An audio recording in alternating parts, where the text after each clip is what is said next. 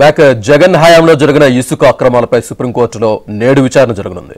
ఏపీలో జగన్ ప్రభుత్వ హయాంలో జరిగిన ఇసుక అక్రమాలపై గతంలో సుప్రీంకోర్టు ఆగ్రహం వ్యక్తం చేసింది. ప్రతి ఇసుక రీచ్ ని సందర్శించి అక్కడ జరిగిన అక్రమాలపై నివేదిక ఇవ్వాలని కేంద్ర కమిటీకి సుప్రీం ఆదేశించింది. ఇసుక అక్రమాలను ఖరారు చేసి గతంలో జేపీ వెంచర్స్ కి గ్రీన్ ట్రిబ్యునల్ భారీ జరిమానా విధించింది.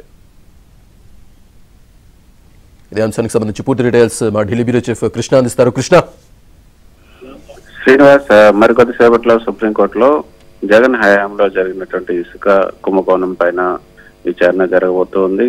గతంలో జగన్మోహన్ రెడ్డి ఇసుక అక్రమాలకు సంబంధించి నాగేంద్ర అంటూ ఒక స్వచ్ఛంద సంస్థకు చెందినటువంటి వ్యక్తి గ్రీన్ ట్రిబ్యునల్ లో పిటిషన్ దాఖలు చేశారు. గ్రీన్ ట్రిబ్యునల్ పూర్తి స్థాయిలో విచారణ జరిపి జేపీ వెంచర్స్ కు భారీ జరిమానా విధించింది.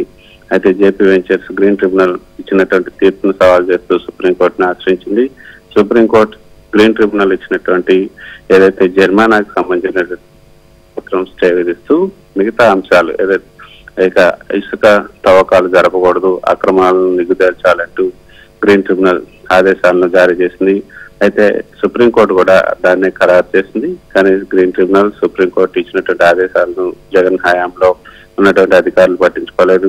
పైగా అక్కడ ఉన్నటువంటి అధికారులు కలెక్టర్లు కూడా ఒకే నివేదికను సుప్రీంకోర్టుకి సమర్పించారు. ఎక్కడా కూడా అక్రమాలు జరగలేదు, ఎక్కడా కూడా అనుమతి లేని చోట్ల ఇసుక తవ్వకాలు జరపలేదంటూ ఒకే నివేదికను అందజేశారు. దానిపైన సుప్రీంకోర్టు విచారణ జరిపి కేంద్ర కమిటీని ఏర్పాటు చేసింది.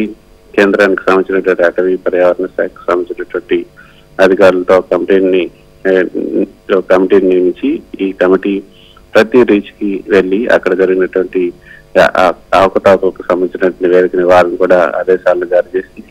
అయితే ఆ కమిటీ మొత్తానికి అన్ని రీచ్లను సందర్శించి అక్కడ ఉన్నటువంటి అక్రమాలపై నివేదిక తయారు చేసింది. కానీ ఆ కంపైలేషన్, ఆ నివేదికను సుప్రీంకోర్టుకు ఇంకా సమర్పించలేదు. ఈ రోజు సమర్పించాల్సింది, కానీ ఈ రోజు సమర్పించే అవకాశం లేదు. మరి 6 వారాల పాటు కేంద్ర కమిటీ గడువు కోరే అవకాశం ఉన్నట్లుగా కూడా మనకు తెలుస్తుంది. మొత్తానికైతే ఈ రోజు ఈ విచారణకు వచ్చిన సందర్భంలో మరి అక్కడ ఏపీలో జగన్ హయాంలో జరిగిన అవకతవకల మీద కేంద్ర ప్రభుత్వం ఏం చేస్తుంది, మళ్ళీ ఇప్పుడు ప్రభుత్వం మారింది కాబట్టి చంద్రబాబు నాయుడు ప్రభుత్వం తరఫున ఈ రోజు ఏమైనా మళ్ళీ కొత్త అఫిడవిట్ కి సమయం అడుగుతారా అన్నది కూడా చూడాల్సింది. మొత్తానికైతే ఇది చాలా సీరియస్ అంశం. ఇసుక అక్రమ తవ్వకాలు ఎన్విరాన్మెంట్ క్లియరెన్సెస్ లేకుండా ఏ విధంగా ఈ ఇసుక తవ్వకాలతో చేపడతారంటూ కూడా గతంలో సుప్రీంకోర్టు అనేక సార్లు ఆగ్రహాన్ని వ్యక్తం చేసింది. సీరియస్ కూడా అయింది. మరి ఈ నేపథ్యంలో ఏపీలో ప్రభుత్వం మారిన నేపథ్యంలో మరి ఏపీ ప్రభుత్వం వైఖరి ఏ విధంగా ఉండబోతుంది, కేంద్ర కమిటీ ఇసుక రీచ్లను సందర్శించినట్టు కేంద్ర కమిటీ ఏ విధంగా నివేదికిస్తుందన్న దానిపైన సర్వత్రా ఉత్కంఠ నెలకొనుంది. మరికొద్దిసేపట్లో సుప్రీంకోర్టులో దీనిపైన విచారణ జరగనుంది. శ్రీనివాస్.